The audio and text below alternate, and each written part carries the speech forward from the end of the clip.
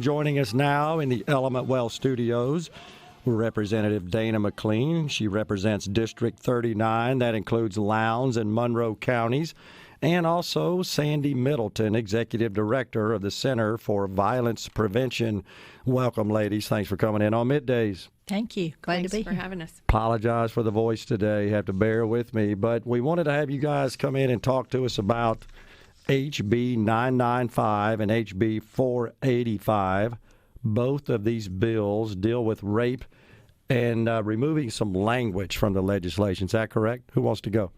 That's correct. Dana, you want to go first? Talk about it? Sure. HB 995, I just call it my rape bill.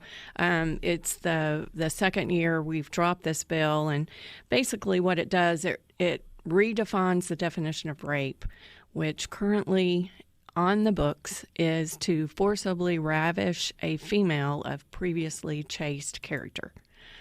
Sounds like something from the 1800s, but it's 2023, and we need to make sure that we make the definition in line with our sexual assault and sexual battery statutes.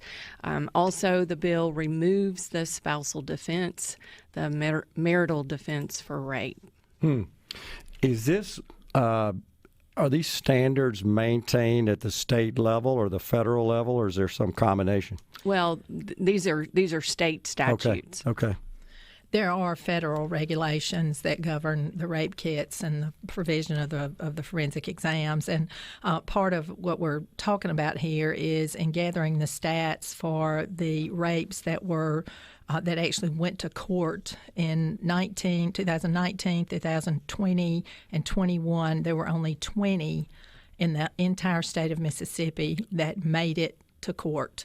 So, and then when you look at the sexual assaults, there were 481. So, we are prosecuting some of the sexual assault, sex battery crimes, but the rapes are not making it there. And, primarily it's because of the antiquated statute. DAs just can't use that statute. And, one of the things we always talk about is, we're not even protecting our men and boys with that statute. So it's terribly antiquated and needs to be fixed now. And so can you share what the nuances are? What's being changed exactly here? With the rape bill, it actually just removes that archaic language and replaces it with the language that is included in the sexual assault, sexual battery. Okay. And in the 485 bill, that is the bill that sets a timeline to guide medical personnel and law enforcement after the exam. It also requires the kits to be tested within 45 days. It recognizes the Mississippi Forensic Laboratory, or the crime lab as we call it, as a standard-bearing agency for the testing and the procedures. We're real excited. The crime lab it's a wonderful place. The state of Mississippi's invested a lot of money in it. Right. They know what needs to be done on this issue, but they just need the funding and the personnel to be able to do it.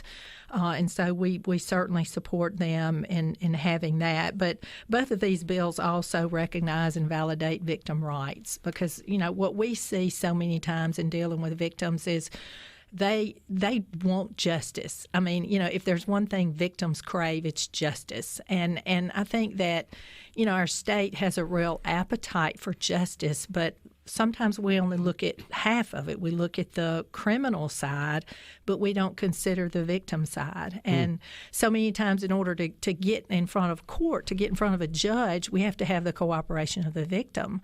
So if we don't give the victim the same respect that a lot of times we give the criminal, then we lose the victim in the process. And so that's what we see happen time after time is victims don't understand the process. They're not told if the kit's been done. They don't know who has the kit, if it's been processed. They don't even know who their rapist is if the kit's not processed. And so, this can really change our criminal justice system if we can begin to test all of these kits. It can make a huge difference for society as a whole. Yeah. So are we changing the kits in any way? Does this bill address that? Well, the kits have just been changed. They hadn't been changed in 15 years, Okay. and they were just updated by a multidisciplinary team of somebody from the crime lab, and we talked about that when I was in here I do. before. We Yep, had a remember. multidisciplinary team to look at it and look at the national standards and change the language to update it to where forensics are today. So that's already been done. But there's just no process around the kits, Okay. and that's what 485 does. And I'm just thankful to Senator Wiggins. He brought this bill out of committee on Thursday, and we are waiting on Senator Fillingham to do the same with 995. What is the punishment for rape in the state of Mississippi? I don't have the years in front of me. I think it's like either 20 or 25 years. I think so. I'd have to go back and look at that, but it's substantial. Yeah, I mean, As it should be. Yeah. Right.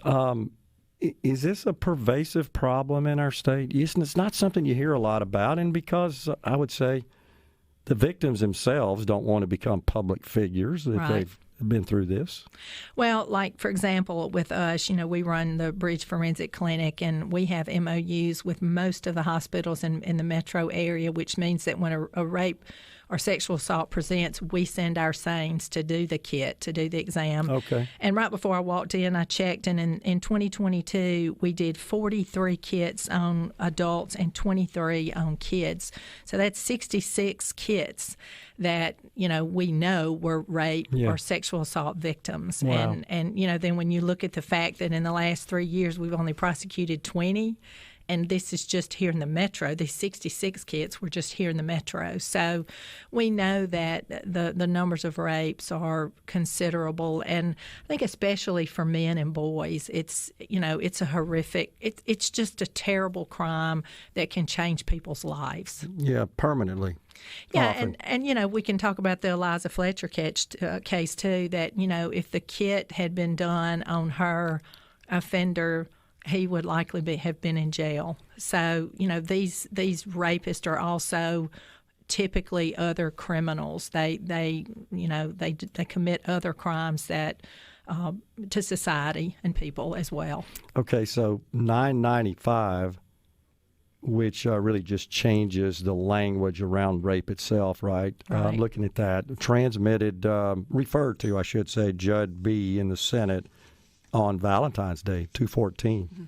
Imagine that. What's the status? Well, last year we passed it overwhelmingly in the House. I think we had one no vote, went to the Senate, and it died in committee.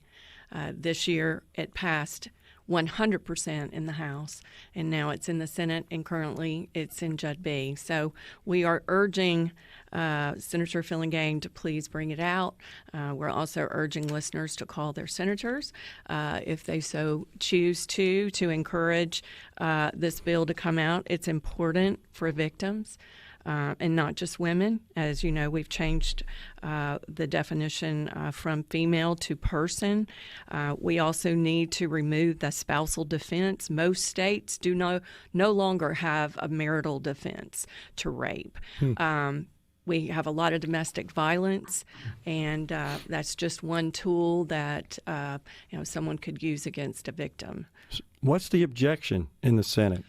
Well, and that's a good question, because we're Lieutenant Governor Hoseman had told some of the media that he supports both bills, so we're assuming and leaning forward for him to help us with that. So that's a good question. It really shouldn't be this difficult. It failed last year, so somebody's objecting in the committee. Right. This is and when you look at the fact that both of these bills have passed unanimously in the House. With the leadership of the Speaker and Representative Angela Cockerham and Dana. It's hard to understand what the problem is. Yeah. You have any idea there, Representative McLean, what the objection is? Have you spoken to Senator Fillingham, for example? Well, I have, and I believe he said he was going to look at it. Okay. From what I understood, last year there was a problem with removing the spousal defense. Okay. That was the problem last year. Okay. Don't know if that's the problem this year again, but goes without saying that that's something that really has to be I'm just removed. curious because, when these things sit around in committee for a couple of weeks, Something's up. yeah, something's going on. Yeah. Appreciate you guys coming on and explaining this to us. It's Thank you. something I think we need to take action on. Seems to me like, especially when I hear 30%, right, of the total kits that were processed, 30% went on to be convicted. Is that right? Well, I mean, we don't even know that for sure, but it's a very small number for sure. Only nationally, only 25 out of 1,000 perpetrators end up in prison. That ain't right. No, it's not. Appreciate you ladies coming in. Thanks a lot. Thank you. Thanks Coming for right having back us. with more Appreciate on Midday. Stay with us.